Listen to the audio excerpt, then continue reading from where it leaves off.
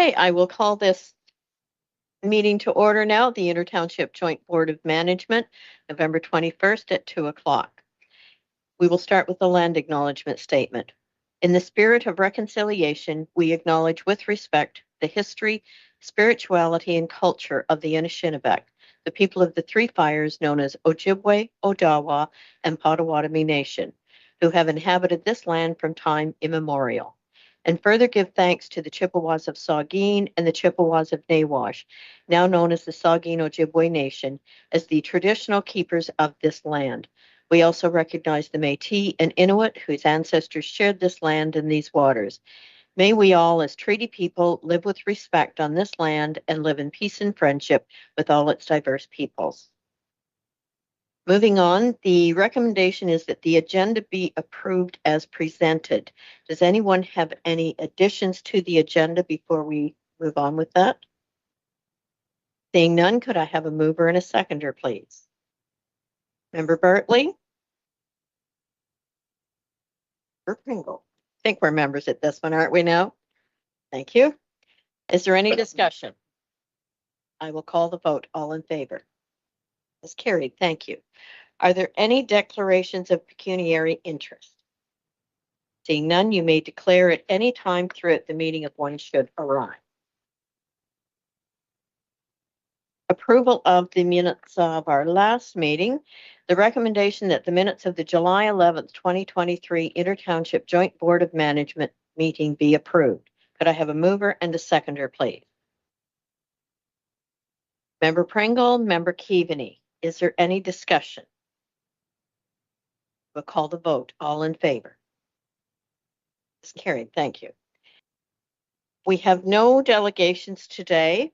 Just for the public's interest, for items that are on the agenda, any person who wishes to appear before the board regarding an item on the agenda shall make written application to the clerk by 10 a.m. the day of the meeting. To register, go to www.georgianbluffs.ca/delegations or call the clerk's office at 519-376-2729, extension 603. And the same applies for items not on the agenda. But in that case, you need to register the Thursday preceding the meeting. There is no correspondence. We're on to staff reports, the truck replacement cycle. Recommendation that the Inter-Township Fire Department Joint Board of Management endorses a 20-year replacement cycle of frontline pumper engines and tankers and 10-year replacement cycle for administration and utility vehicles, and that staff be directed to use this replacement cycle for frontline pumpers/engines, administration, and utility vehicles when completing future years' capital plans. Could I have a mover and a seconder, please? Member Robb? Member Bartley? Is there any discussion? Member Robb, go ahead. Well, I just wanted to get clarification.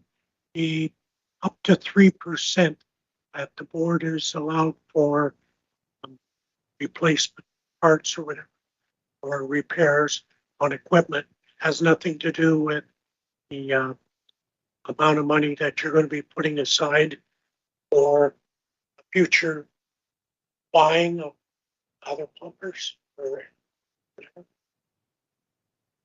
I will go to our treasurer and let Samantha answer that. Okay. First, through your chair, I just want to confirm that I'm understanding what you are asking. Are you referring to the up to 3% budget amount that the board can approve, which was included in the new agreement of establishing? Yes. Like I know we have up to 3%, but what I was concerned about, you're going to be putting money in an account for future purchases of fire equipment, and that is a separate item. Am I correct? Okay, sorry. So through you, I just wanted to make sure I was understanding what you were referring to. So that 3% is part of your overall budget that the board can approve. Within the budget, there is the line that would be transfers to reserves, but that would become part of your capital budget. So your overall budget, which has an operating component and a capital component, that can be increased at the board level without each participating council's approval up to 3%. If the board does need to pass a budget that is over that 3%, you would need to seek the approval of both participating municipalities before the board could pass their budget. So it would be part of the overall budget. And I guess my concern was that we have a 20-year line for replacement. And at the price of pumper trucks or whatever, it's a very expensive purchase, and there would need to be a fair size amount of money put into for the future.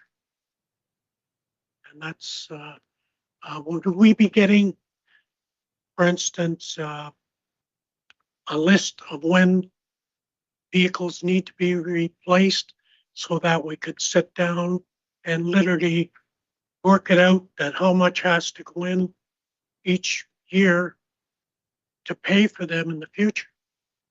That's what I'm concerned. Yes, so through your chair, typically a budget would be included in this agenda. However, there are a few large aspects on this agenda that we needed the board to endorse before we could properly prepare 2024 budget. But that information that you are seeking would be included in a 2024 budget. Just we need the board to endorse a policy before I can implement a policy when preparing a budget. Thank you. If I may just to add to the Treasurer's comments just there. So based on this policy, we would, if supported by the board, this is now what we would put into that capital replacement schedule to indicate whether or not that creates a pressure or not. Once policy is approved, there's nothing to stop the board from changing that policy in the future and either being more aggressive in its replacement cycle or less aggressive in its replacement cycle once you get a chance to see the impact on the budget. But without a position, we're unable to populate the budget. And so this would give us a position by which we're able to model exactly what you've just asked for, board, in terms of the replacement schedule. Thank you. Go ahead. Thank you. I talked to many different fire departments and they thought 25 years was a good number. Looking at this report, it clearly states it by the insurance companies and they tell us when we should be doing it. So can you tell me if we had a fire truck and it was 19 years old and it got into a major accident and got totaled off, we would get replacement value for that truck? So through your chair, yes, our current insurance that if the vehicle is, I don't recall if it's under 20 or 20 years and under, then we get a full replacement cost. When it gets over that threshold, that's when we only would receive the value that insurance deems that truck to have at that time. Okay, because that's unlike most of our own personal insurance on our vehicles. So having said that, I was wanting to move it to 25 years, but after reading the 10 pages in the insurance demands, I'm good with this policy. Thank you. Yeah, thank you, Mayor Carl. Yeah, just kind of adding a little bit to that too. It's a great starting point. 20 and 10 it's a starting point. We needed something anyway, so that's a good part of it. I guess what kind of got me thinking a wee bit too, I know we got a truck we're going to sell off here, the 93 pumper. And, you know, we're basically looking for scrap price on it now, right? We're not going to get we're going to get a little bit for it, but not a lot. So I guess where I kind of went, my ad is, what happens if it was a 15-year cycle? We still got 5 years left in the truck. What's the value of that truck then? Right? Because that last 5 years we're coming into that, it's going to be more for maintenance, more for repairs, upgrades, whatever needs to happen. And then I got thinking, well, and it's hard to know and hard to pinpoint, but what would that difference be between 15 and 20 years if there's still a life left in that truck? To upgrade the fleet. But anyway, I'm happy with the 2010 to start. It's a starting point. It's what we needed. But that played out in my head there a wee bit. Like, because now we're just trying to unload a pumper truck. Not a lot of money. What's that truck worth if it's 5 years newer or 10 years? Just a comment ahead. Thank you. Any other comments? Go ahead.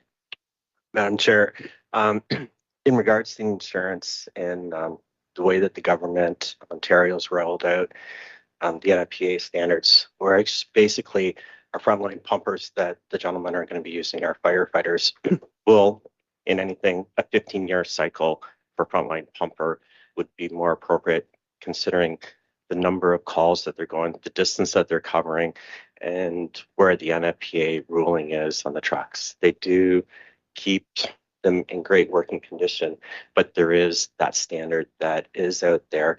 And when we start taking a look at the number of calls and distance that they're traveling, that 15-year life cycle is basically at a max for a frontline pumper. So depending on the way that they have the rotation going in, a frontline pumper going to the back would be something to look at on their long perch, on their phasing in on how new equipment's going. But for myself, I look at 15 to 20 as being pushing the max.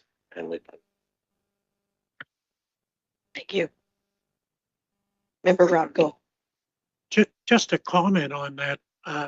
I totally agree with what you're saying, but being that both municipalities have a small population, there's only so many tax dollars coming in each year. And so as a result, you have to be careful on how much money you put aside each year for that truck and how much is available put aside for that 15-year cycle.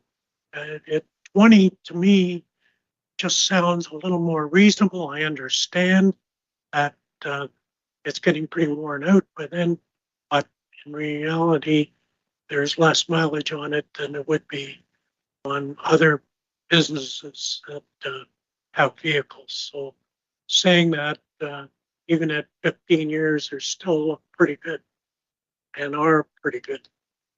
But that my main concern was, where's all this money coming? So one question I will ask Sam is, we are already putting funds into reserves for vehicles. That's been historically, there's money going in every year. So when we talk about 3%, it's the amount we could increase our budget by each year, which would affect those reserves as well. And Sam's looking at me like, no, so I'll turn it over to you. Possibly. So if you were to increase your capital portion of your budget by 3%, that would imply you have a 0% change to an operating budget. So it's a combined operating and capital of 3. Yes, okay, got you there. Okay, but we are historically putting funds into those reserves, so we're just adding a little more each year if we feel it's necessary. And we can move the numbers around in that budget, or we can go back to the councils if we feel we need a larger increase in one year over the past. So hoping that somewhat explains it. Member Bartley. I think at the present time, we're putting 200,000 a year into the reserves, 50 from Meaford and 150 from Virgin Bluffs or thereabouts. The 3, you bear with me for one moment. 2022 was a little off because we had the purchase of it, and I don't recall the exact amount from 2023 because we did have, believe it netted that it was an additional 50,000 to reserves in 2023, but I can double check. Just bear with me. Combined. Just bear with me. Just bear with me for.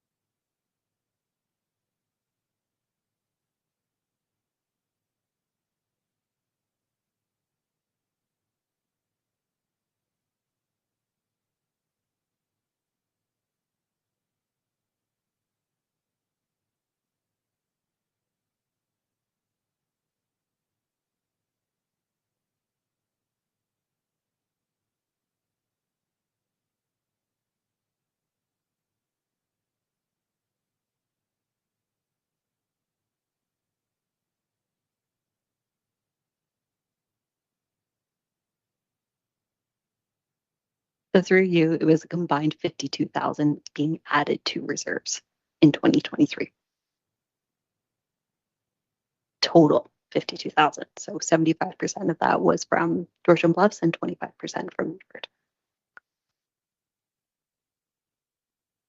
And that was in addition to the normal amount, or it was only 52,000 last year? Okay. Good. Okay. Any further comments? Seeing none, I will call the vote. All in favor? That was carried. Thank you. Going to turn it over to our acting CAO right now because you don't. All right.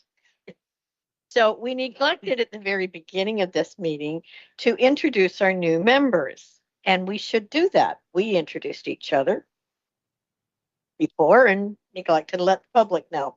So we will start with our new member from Municipality of Meaford, being Ron Raw. Thank you for joining us.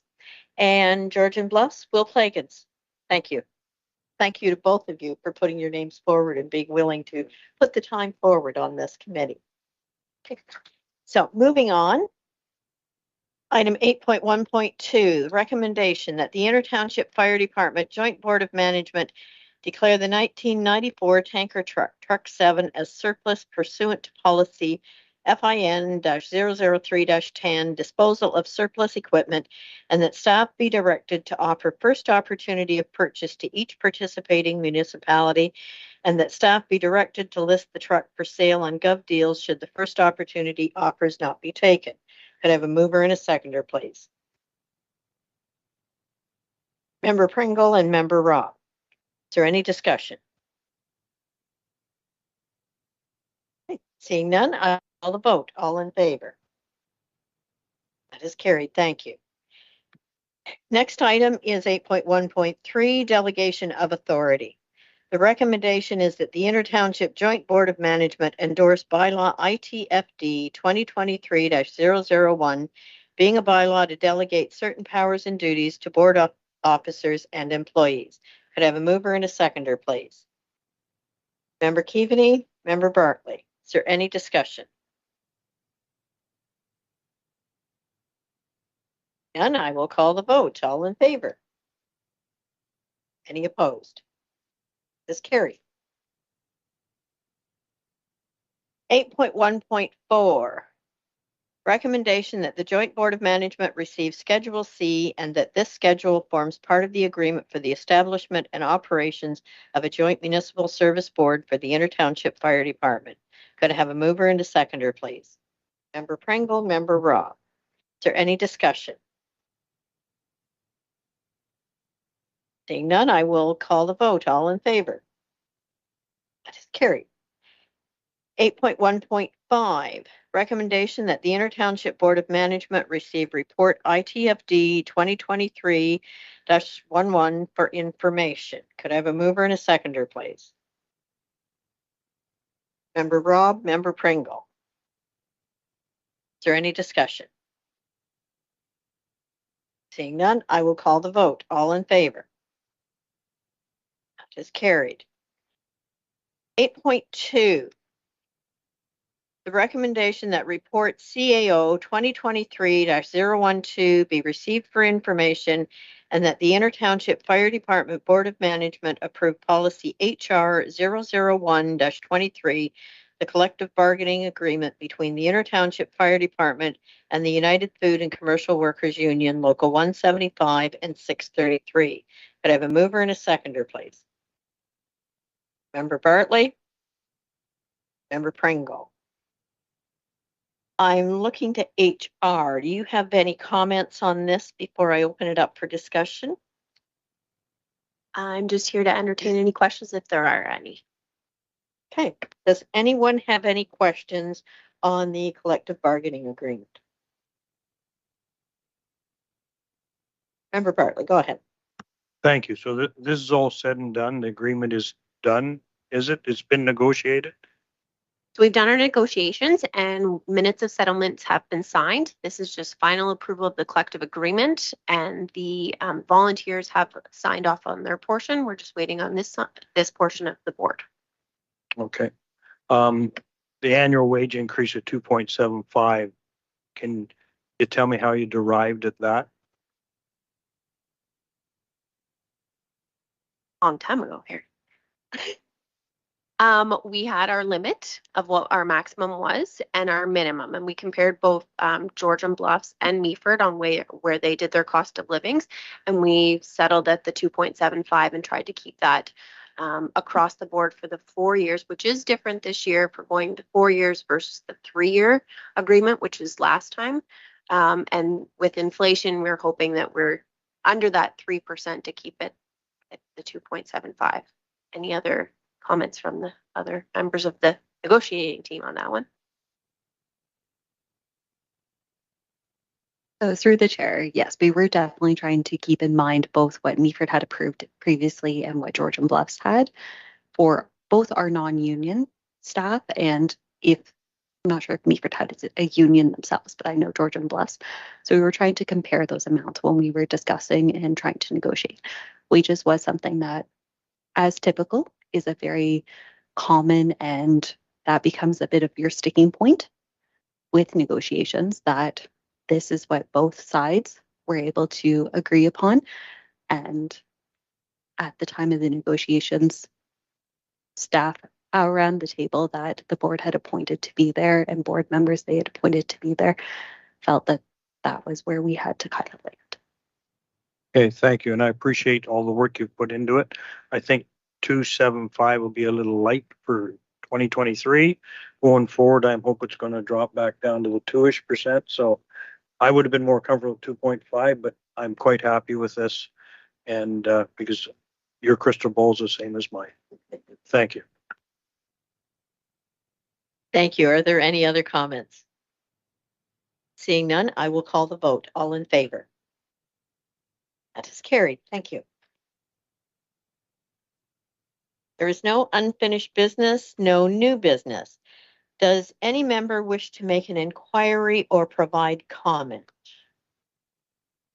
And I should mention, I thought of this as well, for the viewing public, our fire chief is not in attendance today because he's been out on a call. So normally he would be here with us. So seeing no questions, we have no closed session. The board will meet again as scheduled on January 16th, 2024 at 2 p.m. There is no further business. I will now call for adjournment of this meeting. Could I have a mover and a seconder, please? Member Pringle, Member Bartley. Is there any discussion? Call the vote. All in favor? That is carried. Thank you.